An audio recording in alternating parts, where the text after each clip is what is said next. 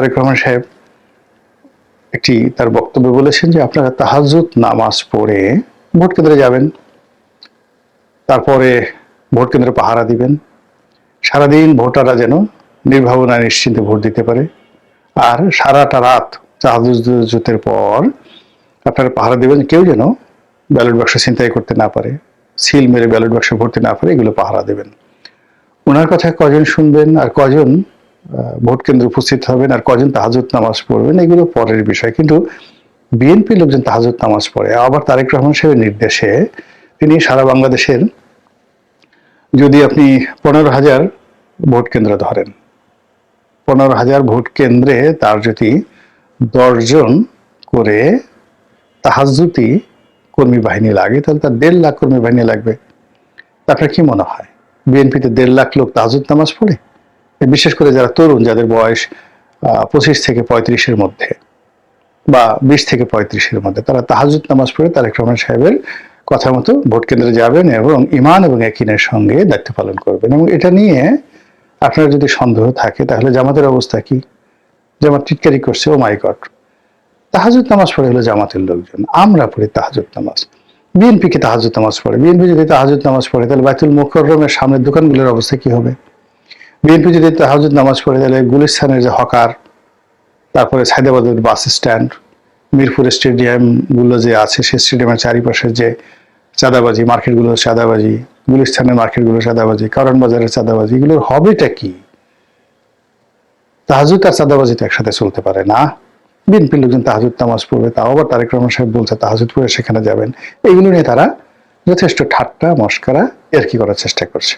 দ্বিতীয়ত তারা বলার চেষ্টা করছে যে তাহাজ্জুদের কথা বলে গভীর রাতে মূলত তিনি বিএনপি নেতা কর্মীদেরকে ভোট কেন্দ্রে পাঠাচ্ছেন ভোট ডাকাতি করার জন্য। এটা একটা কথা হলো? আমরা কি বসে থাকবো? তারা ভোট ডাকাতি করবে, আমরা কি বসে বসে আঙ্গুল চুষবো? এই ধরনের যে প্রতিপক্ষের যে সমালোচনা, এটা বিএনপি জামাতের অনেকে করছেন এবং সেগুলো সোশ্যাল মিডিয়াতে ভাইরাল হয়ে পড়ছে। এর বাইরে জামাতের যারা লোকজন রয়েছেন তাদের বক্তব্য যে এই যে তাহাজ্জুদ নামাজ পড়া, তাহাজ্জুদি হুজুর, রাজনীতিতে এই কথাগুলো তো আসলে শেখ হাসিনার জমানাতে অহরহ হতো।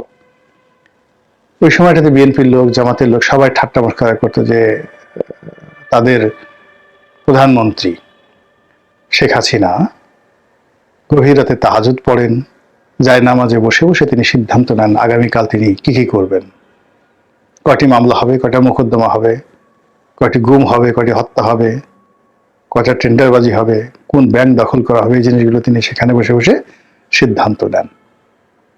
এবং এগুলো ওই সময় খুব মার্কেট পেত, ভীষণ রকম মার্কেট পেত। তো সেই একই কথা যখন জনাব তারেক রহমান সাহেবের মুখ দিয়ে বের হচ্ছে, তখন জামাতের যারা লোকজন তাদের বক্তব্য হলো তাহলে হলোটা কি? আমরা এত বড় বিপ্লব করলাম, এত কষ্ট করলাম, নতুন বাংলাদেশ, নতুন বন্দোবস্ত, অত ভালো ভালো কথা আমরা বললাম, এগুলোর পরিণাম কি তাহাজ্জুদ? তাহলে তো শেখ হাসিনাই ভালো ছিল। শেখ হাসিনা কথা অনুসরণ করে যদি তারেক রহমান সাহেব কোনো কাজ করেন তাহলে তাকে বলতে হবে শেখ হাসিনা নাম্বার 2 বা ভার্সন 2, দ্বিতীয় সংস্করণ। কাজে এই যে রাজনীতির ময়দানে তাহাজ্জুদ পড়া, তারপরে তাহাজ্জুদ পড়ে ভোট কেন্দ্রে পাহারা দেওয়া, এটা আমরা অতীতে কখনো শুনিনি। এটা আনকরা, নতুন। আর নতুন যখন কোনো জিনিস আসে সেখানে নানা রকম ভয় থাকে, ভীতি থাকে, আতঙ্ক থাকে। তো সেই আতঙ্ক রাজনীতির ময়দানকে উত্তপ্ত করে তুলেছে, সেই আতঙ্ক রাজনীতিবিদদেরকে আশঙ্কাগ্রস্ত করে তুলেছে। আর রাজনীতির ময়দানে যে অস্থিরতা তৈরি করেছে, সেই অস্থিরতা আলটিমেটলি পুরো দেশ এবং জাতিকে কোথায় নিয়ে যায় সেটাই দেখা।